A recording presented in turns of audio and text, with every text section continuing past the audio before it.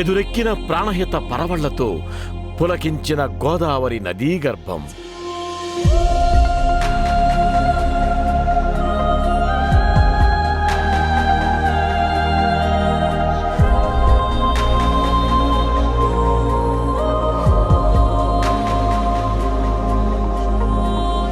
మేడిగడ్డ నుంచి అన్నారం బ్యారేజ్ దాకా 42 కిలోమీటర్లు.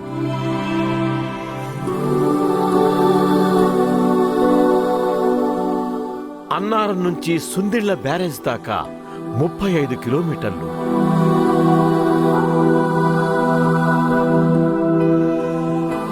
సుందిళ్ల నుంచి ఎల్లంపల్లి వరకు 33 కిలోమీటర్ల పొడవున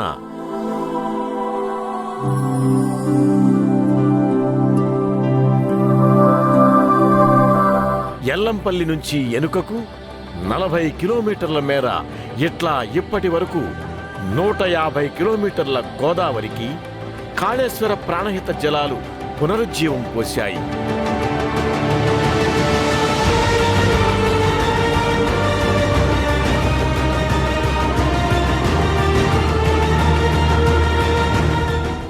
మొత్తంగా అనుకున్న టైంలో అనుకున్నట్టుగానే కాళేశ్వరంతో గోదారమ్మను అభిషేకించి రైతన్నల దశాబ్దాల కన్నీళ్లను తుడిచే మహాద్భుతాన్ని ఆవిష్కరించి చరిత్ర సృష్టించింది కేసీఆర్ సర్కార్.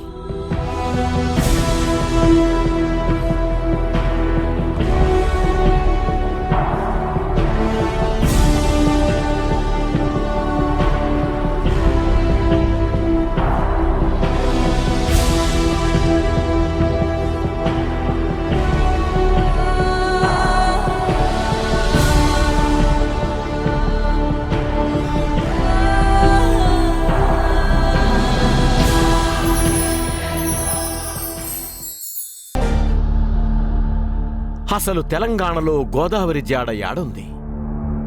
ఆ తల్లి తెలంగాణ ముఖం చూడక ఎన్నేండ్లైతాంది?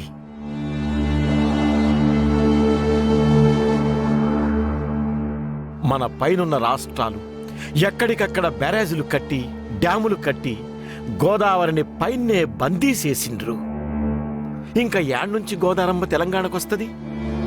మరి దాన్నే నమ్ముకున్న తెలంగాణ ఏం కావాలి?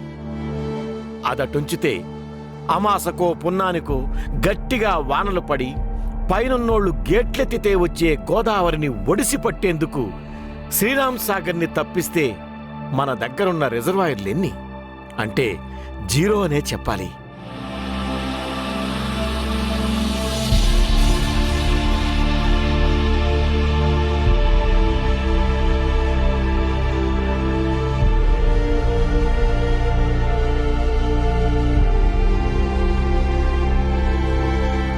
శ్రీరామ్ సాగర్ ఇది పేరుకే సాగరం, కాని ఏనాడు నిండిన పాపాన పోలేదు.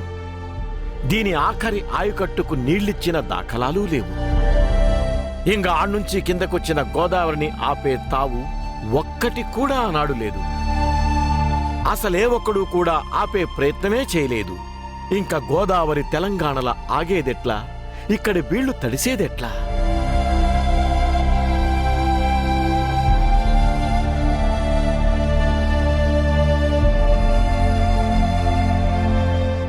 ఈ రెండింటికి పరిష్కారమే కాళేశ్వరం ప్రాజెక్ట్.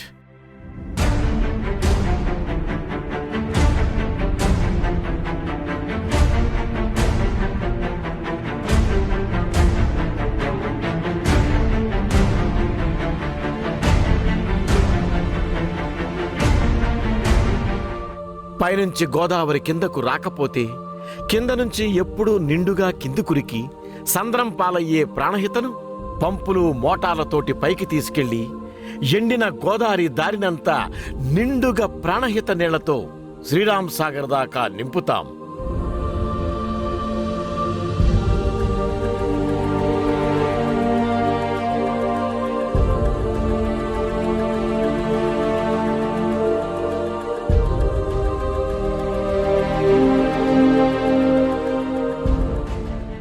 ఒకవేళ పైనుంచి నీళ్లొస్తే గోదావరి దారి మీద కట్టుకున్న ఎల్లంపల్లి, సుందిళ్ల, అన్నారం, మేడిగడ్డ, ఇంకా కిందికి పోతే ఆడ కడుతున్న తుపాకులగూడెం, సీతారామ బ్యారేజీల్లో నీళ్లాపి మన తెలంగాణ బీళ్లకు ఆ నీళ్లను మళ్లించుకుంటాం, బతుకుల్ని పండించుకుంటాం.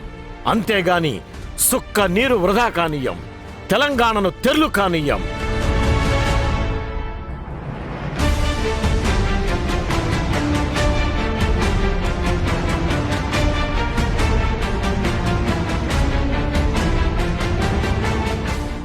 కరెంటు కాలితే కాలని, పైసలు పోతే పోని, మా పంటలు పండాలి, తలరాతలు మారాలి. అన్నం పండించేటోడు అవ్వల్ దర్జాగా బతకాలి. నా తెలంగాణ తలెత్తుకొని నిలబడాలి. 10 కాలాల పాటు పచ్చగుండాలనే కేసీఆర్ దృఢ సంకల్పంతో పాటే కదులుతోంది తెలంగాణ సమాజం.